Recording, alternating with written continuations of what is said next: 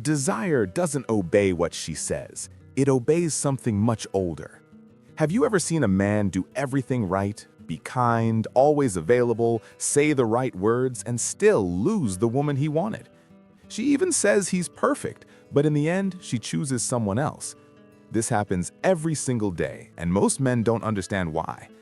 In this video, I'm going to reveal the 5 hidden rules of female attraction, the ones nobody tells you about because they're too uncomfortable to discuss openly. These rules come from deep psychological reading, based on Freud and modern evidence of human behavior. If you watch until the end, you'll understand patterns that might be sabotaging your relationships right now, and you'll learn to protect your time, your energy, and your identity. This isn't an attack on anyone. It's a strategic reading of how the unconscious mind works. Some of these rules will make you uncomfortable, others will make immediate sense. But the last one, rule number 5, is the game changer. So stick around until the end because that's where you'll discover what really matters. And if this content makes sense to you, leave a comment with the word leadership so I know I should keep bringing this type of analysis. Now, let's get straight to the point. To understand these rules, you need to understand how the mind works. Freud divided the psyche into 3 parts. The id, which is pure impulse, raw desire, what wants without thinking about consequences. The superego, which is the voice of society, of rules, of what's right or wrong. And the ego, which tries to balance the two, mediate between what we want and what we can do. When we talk about attraction, most people believe everything happens at the conscious level, in what's said, in what's planned. But the truth is that desire lives in the id, in that deep layer where words don't reach. That's why she can say one thing and do another, can claim she wants one type of man and get involved with the opposite. It's not a lie, it's simply that the unconscious has its own rules. And these rules don't care about fairness, logic, or what should be. They respond to what's intense, what creates tension, what generates mystery. So forget what you heard about always being nice, always available, always correct. We're going to dive into what really happens beneath the surface. The conscious mind is like the tip of an iceberg, visible and easily accessible. But beneath the surface lies the vast unconscious, infinitely larger and more powerful. This unconscious mind is where our deepest fears, our primitive desires, our unresolved traumas all reside. It's where attraction is really born, not in the rational calculations of the conscious mind. When you understand this fundamental truth, you understand why logic fails so often in matters of attraction. You understand why the perfect man on paper loses to the complicated man in practice. Because the unconscious doesn't care about your resume, your kindness, or logical arguments for why you'd be a great partner. It responds to something deeper, something primal, something that bypasses rational thought entirely. The first rule is one of the hardest to accept. No isn't always a wall. Often, it's the eroticization of ambiguity. This doesn't mean you should ignore boundaries or disrespect someone, far from it. It means that psychologically, the tension between yes and no, between allowing and prohibiting, can activate desire. It's the principle of resistance generating attraction. When everything is too easy, when there's no obstacle, interest tends to decrease. Think about how many famous love stories in movies, books, songs involve some kind of obstacle, some kind of tension. It's not by accident. The human psyche responds to emotional challenge. Now, how does this show up in practice? You'll notice ambiguous responses, messages that are neither yes nor no, behaviors that seem contradictory. She might push away verbally, but come closer physically. She might say she doesn't want anything serious, but keep showing up. She might create distance and then reappear. This isn't necessarily conscious manipulation. It could be the unconscious testing, seeking tension, trying to see if you'll hold your ground or crumble. The effect on you is confusion. You feel the need to resolve, to fix, to force a clear answer. And in doing so, you lose your composure. Either you withdraw in panic or you advance desperately trying to prove something. Both moves kill attraction. So what's the correct practice? Learn to distinguish real consent from emotional testing. Consent is clear and must always be respected.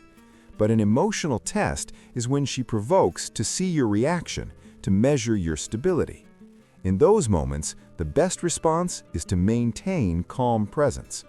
Don't react with desperation. Don't try to resolve everything immediately. Let the tension exist without trying to eliminate it. Your strength lies in the ability to remain centered while she tests. This creates respect and genuine attraction. Think about it from an evolutionary perspective. Our ancestors lived in dangerous environments where certainty was rare and survival required constant vigilance. The human brain evolved to be attracted to what it can't fully predict, what keeps it engaged and alert. Predictability signals safety, but also boredom at a deep neurological level. When you remove all tension, all ambiguity, all challenge from an interaction, you're essentially telling her unconscious mind that there's nothing interesting left to discover. That's why the chase often ends the moment everything becomes certain and comfortable. The second rule goes against everything you've been taught about relationships. Desire doesn't equal fairness. Intensity beats kindness. Being correct, predictable, doing everything right can generate comfort, security, even gratitude, but not necessarily desire. Desire seeks novelty, seeks emotional risk, seeks what can't be completely controlled. That's why so many good men who do everything they should do, end up hearing the devastating phrase, "You're perfect, but I don't feel anything." This isn't cruelty, it's simply how the unconscious operates. It doesn't reward kindness with attraction the same way it rewards intensity, contrast, mystery.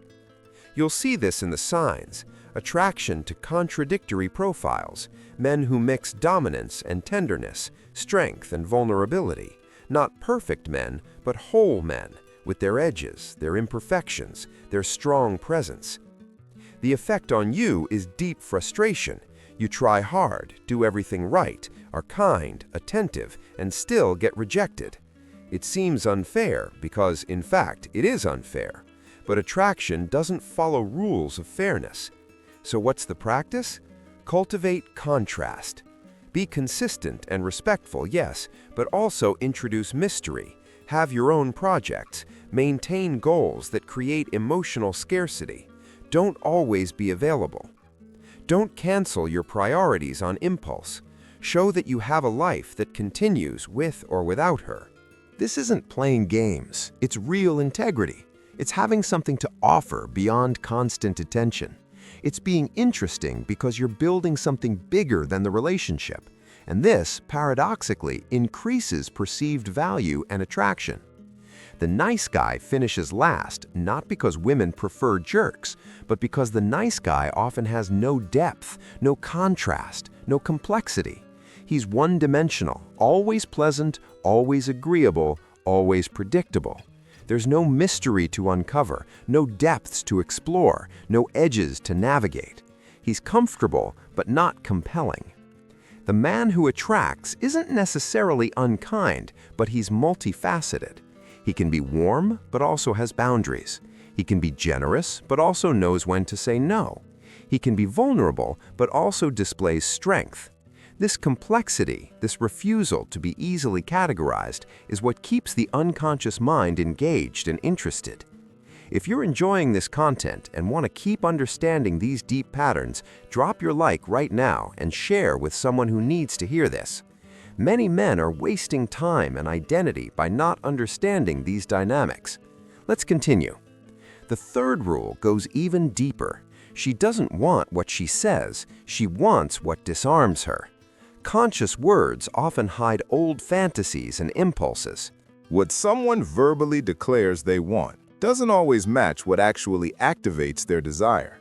The imagination, the unconscious, responds to what disarms psychological defenses, not what's manifested in rational conversations. That's why you see women stating they want a sensitive man, communicative, open, but then getting involved with distant figures, challenging, even emotionally dangerous. It's not hypocrisy, it's that different layers are operating. The superego, the social part, says one thing. The id, the instinctive part, responds to another. How do you identify this? Pay attention to real patterns, not verbal promises. Observe the type of fiction she consumes, the characters that fascinate her, the type of partners she chose in the past. These choices reveal much more than words. Often there's a fascination with risk narratives, with figures representing some kind of controlled emotional danger. This activates something primitive, something that escapes logic. The effect on you is constant confusion. You do what she asked for, act according to the script she herself described, and generate zero reaction, because you're responding to her conscious mind, not her unconscious. So what's the correct practice? Don't try to force verbal reciprocity. Don't blindly believe in lists of desired qualities. Observe behaviors, patterns, real reactions, and understand that you don't need to become someone you're not, but you need to be aware that attraction doesn't work by rational checklist. It works through deep emotional resonance. And that resonance happens when you're authentic, when you maintain your direction, when you don't bend to please a list of demands that she herself doesn't fully understand. This disconnection between stated preferences and actual attraction isn't unique to women. It's a universal human phenomenon. We all have an idealized version of what we think we should want, shaped by culture, upbringing, and social expectations. But our unconscious desires often tell a very different story. They're shaped by early childhood experiences, by the emotional dynamics we witnessed in our families, by wounds that need healing, and patterns that need repeating until we become conscious of them. When she says she wants a nice guy who communicates his feelings, what she's often describing is what her conscious mind thinks is socially acceptable to desire. But her unconscious may be drawn to someone who activates old familiar patterns, even if those patterns weren't healthy. Understanding this isn't about judgment, it's about reality. And reality is that you can't win by trying to be the man she thinks she wants. You win by being the man who activates something deeper, something more real, something that speaks to her unconscious rather than her conscious checklist. The fourth rule is transformative and completely changes how you should act. Scarcity generates desire. Constant presence kills it. Desire activates through lack, not through guarantee. When something is always available, always within reach, it loses perceived value. It's basic psychology. Predictability erases mystery. And without mystery, without that space of uncertainty, interest disappears. You've seen this happen. In the beginning, when there was distance, when messages took time, when meetings were rare, tension was high. After you became totally available, always present, always responding fast, always canceling your things to be with her, interest started dropping. It's not a coincidence. How do you identify this pattern? You'll notice loss of interest when there's total availability. Her messages get colder, intervals increase, enthusiasm decreases. But when you, strategically or through real circumstance, create absence, suddenly attention returns. She asks where you are, why you took so long to respond, what you're doing. This isn't dirty gaming, it's recognizing how desire works. The effect on you is the dangerous tendency to become too available. You want to please, want to be present, want to fix everything, and in doing so, you lose all perceived value. You become predictable, safe, guaranteed, and desire needs risk. So what's the practice? Transform attention into privilege. Maintain your routines. Don't cancel your priorities on impulse. Your workouts, your projects, your commitments, your friends, all of this keeps existing.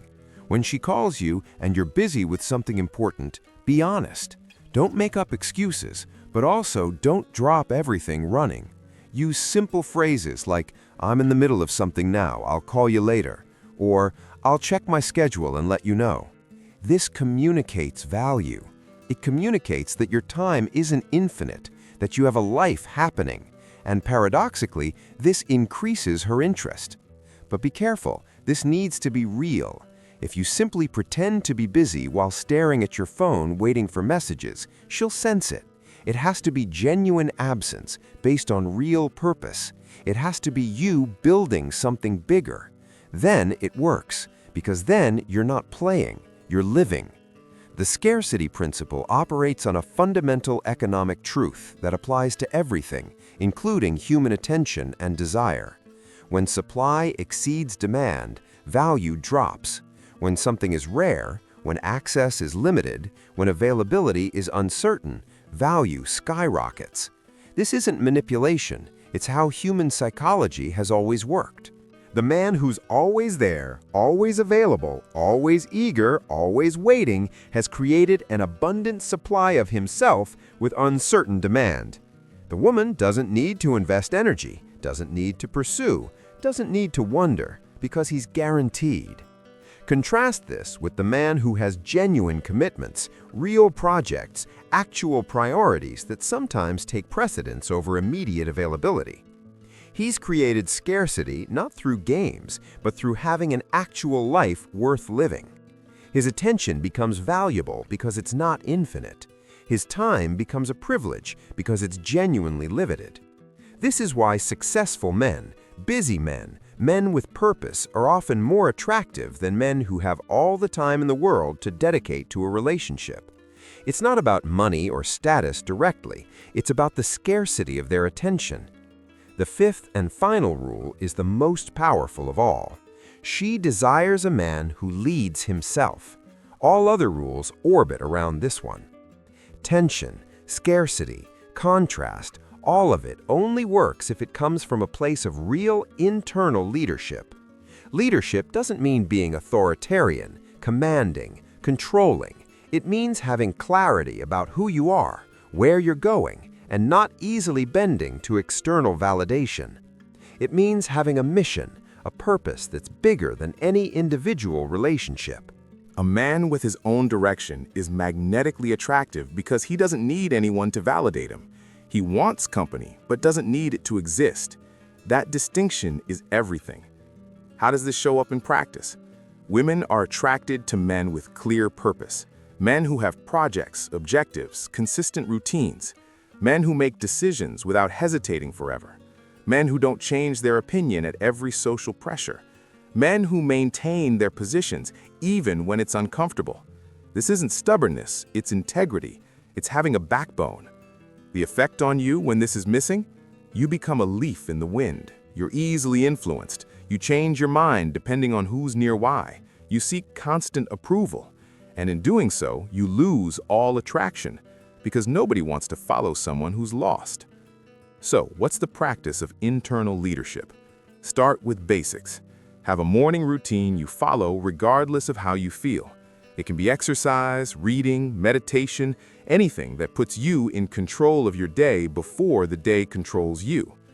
Define clear professional and physical goals.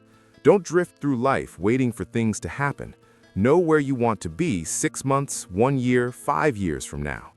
Work on your body language, upright posture, deliberate movements, firm eye contact. These things communicate presence. And practice decision-making. When choosing a restaurant, choose. When you need to decide a plan, decide. Don't constantly throw the responsibility back. This isn't being controlling, it's being capable of leading when necessary. And if she disagrees, great. Adjust, negotiate, but show that you have the capacity to take direction. That's real attraction. It's not appearance, it's not money, it's not status, although these things can help. It's presence, it's direction. It's the feeling that you know who you are and where you're going, and if she wants, she can be part of that journey, but the journey continues with or without her. Leadership of self is the foundation upon which all other attractive qualities are built. Without it, techniques are hollow, strategies are transparent, and any attraction you generate will be superficial and temporary. But with it, even your flaws become part of your appeal. because they're the flaws of a real person with direction, not the flaws of a lost boy seeking validation. Think about the men throughout history who were considered irresistibly attractive, the ones who inspired devotion and desire that lasted beyond their lifetimes. They weren't perfect men, they were purposeful men. They had missions that consumed them, visions that drove them, standards they wouldn't compromise. Women wanted to be part of their world not because these men needed them, but because being in orbit around such focused intensity was itself intoxicating. You don't need to be a historical figure or a world leader to embody this quality. You just need to take yourself seriously enough to have real goals and work toward them consistently. You need to believe your time and energy are valuable enough to protect. You need to care about something beyond getting or keeping a woman's attention. When you have that, when your life has genuine momentum and purpose, everything else we've discussed falls into place naturally. The tension exists because you're not desperate. The scarcity is real because you're actually busy. The contrast emerges because you're a complex person with depth, and the leadership is evident in every decision you make. Now let's talk about something extremely practical that will save you from a lot of unnecessary suffering: how to react to games and tests. Because understanding the rules is one thing, knowing how to apply them in the moment of tension is another. When she suddenly creates distance, when she disappears for days, when she provokes you to see your reaction, what should your response be? First practical rule: don't react emotionally in the moment. Breathe. Wait. Don't send 10 messages in a row asking what happened. Don't become obsessed checking if she viewed your message. That's desperation, and desperation kills attraction. If she disappeared, you disappear too. Continue your life. If she provokes you, respond with calm and humor, never with defensiveness. For example, if she says something like, "You probably talk like this to everyone," you don't respond, "No, only to you, you're special." That's weakness. You respond something like, "Only to the interesting ones," and leave it hanging. Maintain the mystery. Maintain the contrast. Now, when to apply escalation, meaning give more space. When tests are occasional and she shows real interest between them. When it's clearly a testing pattern, not genuine disinterest. But when to apply definitive withdrawal? When patterns are repeated and abusive. When she constantly disrespects you, uses you emotionally, disappears and reappears without justification, treats you like an option. Then you're not dealing with tests, you're dealing with manipulation. And your response should be to leave. Without drama, without long speeches, without trying to convince her of anything. Simply leave. How do you know the difference? Do a mental checklist. Does she respect your time most of the time? Does she show genuine interest outside moments of tension? Does she contribute to the relationship or only receive? Does she acknowledge when she goes too far or always blame you? If the answers are mostly negative, you're in a toxic pattern, and no technique will fix that. The exit is the answer. Comments and shares help this channel grow a lot and reach more men who need this information. If the video is making sense so far, pause and leave your comment. Let's continue. Now let's talk about the return test, that crucial moment many men lose through pure emotional reaction. After a period of distance, whether by your decision or hers, it's common for her to reappear. It could be a casual message, a like on an old photo, a random comment. This is what we call the return test, and the way you react determines whether you regain respect or lose it for good. Most men, as soon as she reappears, respond immediately with enthusiasm. Finally, she came back. Finally, she realized. Fatal mistake. Because if you were gone, busy, living your life, and suddenly you drop everything to respond right away, you show you were just waiting, that your life didn't move forward, that you were available all along, and that kills any progress. So what's the correct procedure? Maintain consistency. If you were busy building your life, keep being busy. It's not pretending, it's truth. You really have things to do. So when she reappears, you respond, but without hurry. It can take a few hours, it can take a day. And when you respond, be cordial but not desperate. None of this, wow, I missed you, thought you weren't going to talk to me anymore. None of that. Respond normally, as you would to anyone. And don't reduce your standards on impulse.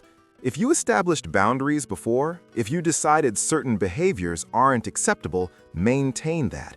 She doesn't come back and automatically everything is resolved. She comes back and you evaluate whether it's worth rebuilding. How to signal conditional availability. Use phrases like, "I'll check my schedule and let you know when I'm free," or "I'm in the middle of some projects, but we can talk more next week." This communicates two things. You have a life, and access to you isn't automatic. It needs to be earned. This generates respect, and respect is the foundation of any lasting attraction. But how do you know if it's worth continuing or if it's time to leave definitely? You need objective criteria, not emotional ones. When we're involved, we tend to justify, give too many chances, believe empty promises. So use this final checklist. First, is there congruence between words and actions? She says she wants to be close, but is always distant? Says you're important, but acts like you're an option? If words don't match actions, believe the actions. Always. Second, does she respect your routines and priorities? When you say you're busy, does she accept or create drama? When you have commitments, does she support or try to sabotage? If she constantly tries to pull you off your path, it's a red flag. Third, is there real willingness to work on boundaries? When you establish a boundary, a need, a reasonable expectation, does she consider it or dismiss it? Healthy relationships involve negotiation. If she never gives in, never adjusts, always expects you to be the only one to change, that's not partnership. Fourth, is there repetitive manipulation? Do the same patterns happen multiple times? Does she apologize but not change behavior? Does she use your emotions against you? If yes, you're in an abusive cycle, and you need to leave. Based on these answers, you have three options: maintain, negotiate, or cut. Maintain if most criteria are positive and there's real growth. Negotiate if there are problems but also genuine willingness from both to work. Cut if patterns are predominantly negative and there's no real change despite conversations. And cutting isn't weakness, it's the strongest decision you can make. It's choosing your value over familiarity. It's choosing your peace over the fear of being alone. Everything we've talked about so far has a bigger goal that goes beyond understanding attraction or getting a relationship. The goal is personal transformation. It's using this knowledge not to manipulate anyone, but to protect your time, your integrity, your purpose. Because the truth is, most men waste years, sometimes decades, trying to please, trying to prove value, trying to be chosen. And in that process, they lose themselves. They forget their dreams, their goals, their identity. They become emotional satellites of another person. And that's not attractive to anyone, least of all to yourself. So the biggest lesson here is this: transform the energy you spend seeking approval into energy of building real value. You want attention? Build something worthy of attention. You want respect? Be someone respectable. You want attraction? Be someone attractive. Not through techniques, but through substance. Invest in your projects. It can be career, it can be a business, it can be art, it can be sports, it can be anything that makes you grow. Invest in your health. Train, eat well, sleep well. Your body is the vehicle of your life. Take care of it. Invest in your social circle. Have real friends, not just acquaintances. Have people you can count on and who can count on you. All of this builds a solid foundation. And when you have a solid foundation, relationships become complement, not necessity. You want company, but don't need it to be complete. And ironically, it's exactly in that state that you become most attractive. Because people sense when you're desperate. They sense when you need them to exist, and that repels. But they also sense when you're whole, when you have purpose, when you're building something bigger, and that attracts. So, stop chasing. Start building. and watch how everything changes. Desire responds to presence and danger, to clarity and mystery, to strength and vulnerability. It's not about being perfect, it's about being real and directed. It's about leading yourself before trying to lead any relationship. Choose to lead yourself. Choose to build. Choose your value above any external validation. If this video changed something in you, leave a comment with the word leadership and share your concrete experience in the comments. Tell which of these 5 rules impacted you most and what you're going to change from now on. And if you want to keep receiving deep content like this, subscribe to the channel and turn on notifications. We're just beginning this transformation journey. See you in the next video.